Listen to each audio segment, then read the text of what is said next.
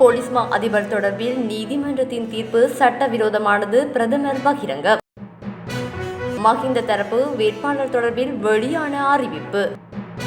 சூடுபிடிக்கும் ஜனாதிபதி தேர்தல் கடுமையான விதிகளை நடைமுறைப்படுத்த தயாராகும் ஆணைக்குழு.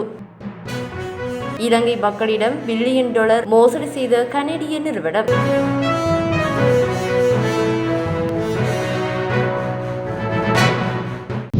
யாழ்ப்பாண சர்வதேச புத்தக கண்காட்சி சர்வதேச ரீதியான பங்களிப்போடு 40க்கும் அதிகமான புத்தக காட்சி கூடங்கள் வரும் ஆகஸ்ட் மாதம் 9, 10 மற்றும் 11ஆம் திகதிகளில் யாழ்ப்பாண கலாசார மத்திய நிலையத்தில்.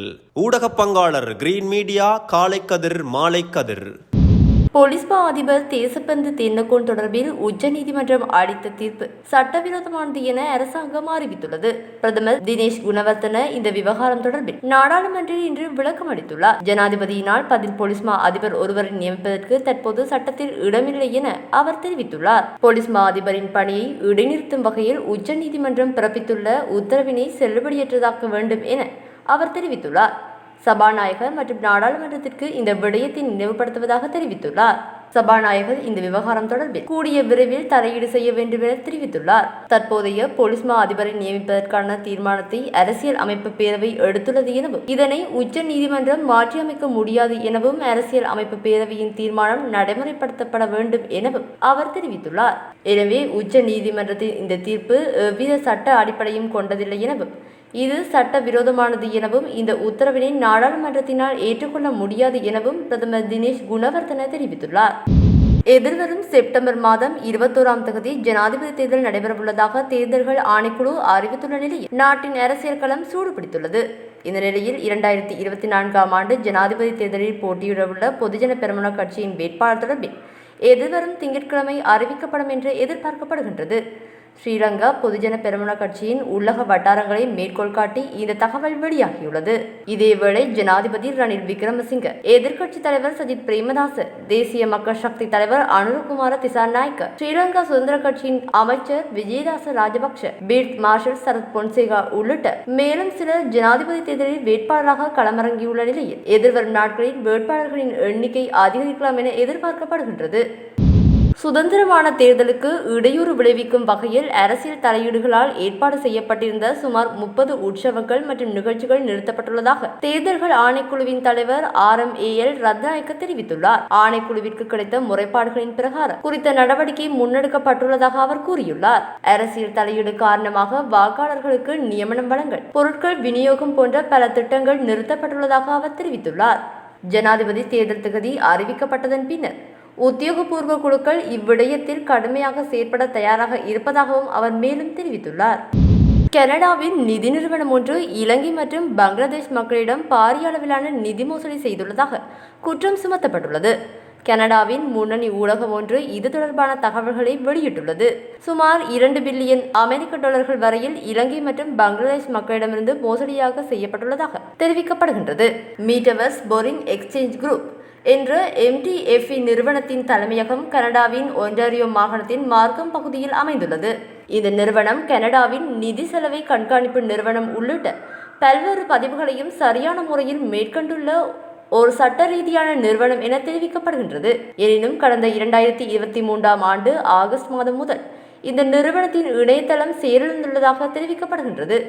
இந்த நிறுவனத்தில் முதலீடு செய்த இலங்கையர்கள் குறித்த நிதி முதலீட்டு சேவை செயலிழந்து உள்ளதாக குற்றம் சுமத்தியிருந்தனர். எனவே இந்த MTFE நிறுவனம் ஒரு பிரமிடு மோசடி திட்ட நிறுவனம் என இலங்கை மத்திய வங்கி பட்டியலிட்டுள்ளது. பங்களாதேஷிலும் இதே விதமாக சுமார் 5 லட்சம் மக்கள் குறித்த நிறுவனத்தில் முதலீடு செய்து பணத்தை இழந்துள்ளதாக தெரிவிக்கப்படுகின்றது. இலங்கையில் சுமார் $1 பில்லியன் வரையில் மோசடி செய்யப்பட்டுள்ளதாக தெரிவிக்கப்படுகின்றது. இந்த மோசடிகள் தொடர்பில் இலங்கையில் விசாரணைகள் முன்னெடுக்கப்பட்டு வருவதாக மத்திய வங்கி அறிவித்துள்ளது.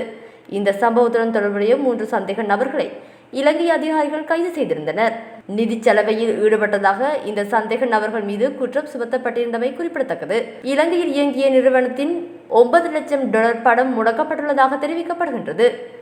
கிரிப்டோ நாணயங்கள் உள்ளிட்ட பல்வேறு நாணய கொடுக்கல் வாங்கல்கள் தொடர்பிலான முதலீட்டு திட்டத்தில் இவ்வாறு இலங்கை மற்றும் பங்களாதேஷ் பிரஜைகள் பணத்தை முதலீடு செய்திருந்தனர். இந்த கனடிய நிறுவனத்தினால் மேற்கொள்ளப்பட்டதாக கூறப்படும் மோசடியின் பிரதான சூத்திரதாரிகள் யார் என்பது பற்றிய விவரங்கள் இன்னும் வெளியிடப்படவில்லை என்பது குறிப்பிடத்தக்கது. போதைப்பொருள் கடத்தல்காரர்கள் மற்றும் குற்றவாளிகளுக்கு எதிரான யுக்திய நடவடிக்கைகள் எத்தகைய தடைகள் வந்தாலும் நிறுத்தப்படாது என பொதுமக்கள் பாதுகாப்பு அமைச்சர் டிரான் அலஸ் தெரிவித்துள்ளார். யுக்திய நடவடிக்கைகளின் கீழ் கைது செய்யப்பட்ட போதைப்பொருள் கடத்தல்காரர்களை காப்பாற்றவும் கைதுகளை தடுக்கவும் பலர் முயற்சித்ததாக அமைச்சர் கூறினார். போலீஸ் மா அதிபர் பதவியில் இல்லாவிட்டாலும் யுக்திய வேலை திட்டம் நிறுத்தப்படாது என்று அமைச்சர் தெரிவித்திருந்தார். பதில் போலீஸ் மா அதிபர் ஒருவர் முன்மொழியப்படுவாரா என வினவிய போது பதில் போலீஸ் மா அதிபர் ஜனாதிபதியினால் நியமிக்கப்படுவதாக அமைச்சர் தெரிவித்தமையும் குறிப்பிடத்தக்கது. இலங்கையில் ஜனாதிபதி தேர்தல் எதிர்வரும் செப்டம்பர் மாதம் 21ஆம் தேதி நடைபெறும் என இன்று காலை அதிவிசேட வர்த்தகமானி அறிவித்தல் மூலம் தேர்தல்கள் ஆணைக்குழு அறிவித்திருந்தது. தேர்தல்கள் ஆணைக்குழுவின் இந்த அறிவிப்பை வரவேற்கின்றோம் என இலங்கைக்கான அமெரிக்க தூதுவர் ஜூலி சங் தனது உத்தியோகபூர்வ எக்ஸ் தளத்தில் தெரிவித்துள்ளார். இது ஜனநாயகத்திற்கான இலங்கையின் நீண்டகால அர்ப்பணிப்பை உறுதிப்படுத்துகின்றது என அவர் குறிப்பிட்டுள்ளார். இலங்கை மக்கள் தங்கள் எதிர்காலத்தை தீர்மானிக்கும் விதத்தில் அவர்களை வலுப்படுத்தும் நீதியான சுதந்திரமான தேர்தலை எதிர்பார்க்கின்றோம் எனவும் குறித்த பதிவில் அவர் குறிப்பிட்டுள்ளார். பப்புவா நியூகினியாவின் வடக்கில் உள்ள 3 தொலைதூர கிராமங்களில் குறைந்தது 26 பேர் கும்பல் ஒன்றினால் கொல்லப்பட்டதாக ஐக்கிய நாடுகள் சபை மற்றும் போலீஸ் அதிகாரிகள் கூறுகின்றனர். இது மிகவும் பயங்கரமான விஷயம். நான் அந்த பகுதியை அணுகிய போது குழந்தைகள், ஆண்கள், பெண்கள் இருப்பதை கண்டேன் என கிழக்கு செபிக் மாகாண போலீஸ் அதிகாரி ஜேம்ஸ் பாகன் தெரிவித்துள்ளார். குறித்த அனைவரும் 30 இளைஞர்களை கொண்ட குழுவால் கொல்லப்பட்டனர் என்றும் அவர் குறிப்பிட்டுள்ளார். கிராமங்களில் உள்ள அனைத்து வீடுகளும் எரிக்கப்பட்டதாகவும் மீதமுள்ள கிராமவாசிகள் ஒரு போலீஸ் நிலையத்தை தஞ்சம் அடைந்ததாகவும் குற்றவாளிகளின் பெயரை கூற மிகவும் பயந்ததாகவும் அவர் சுட்டிக்காட்டியுள்ளார். எஞ்சியிருந்த சில உடல்கள் இரவில் முதலைகள் சதுப்பு நிலத்திற்கு கொண்டு செல்லப்பட்டன. அவர்கள் கொல்லப்பட்ட இடத்தை மட்டுமே பார்த்தோம். தலைகள் துண்டிக்கப்பட்டிருப்பதாக அவர் தெரிவித்துள்ளார். எவ்வாறாயினும் தாக்குதல் நடத்தியவர்கள் மறைந்துள்ளனர், இன்னும் கைது செய்யப்படவில்லை என தெரிவிக்கப்பட்டுள்ளது. இதனிடையே ஜூலை 16 மற்றும் ஜூலை 18 ஆகிய திகதிகளில் தாக்குதல்கள் நடந்ததாக ஐக்கிய நாடுகள் மனித உரிமை ஆணையர் வோல்கர் டர்க் அறிக்கை ஒன்றில் தெரிவித்துள்ளார். 16 குழந்தைகள் உட்பட குறைந்தது 26 பேர் இறந்ததாக கூறப்படுகின்றது. காணாமல் போனவர்களை உள்ளூர் அதிகாரிகள் தேடுவதால் இந்த எண்ணிக்கை 50க்கும் மேல் உயரலாம் என அச்சம் வெளியிடப்பட்டுள்ளது. மேலும் 200க்கும் மேற்பட்ட கிராமவாசிகள் தங்கள் வீடுகள் தீக்கிரையாகப்பட்டதால் அங்கிருந்து வெளியேறினர் என்றும் அவர் மேலும் தெரிவித்துள்ளார்.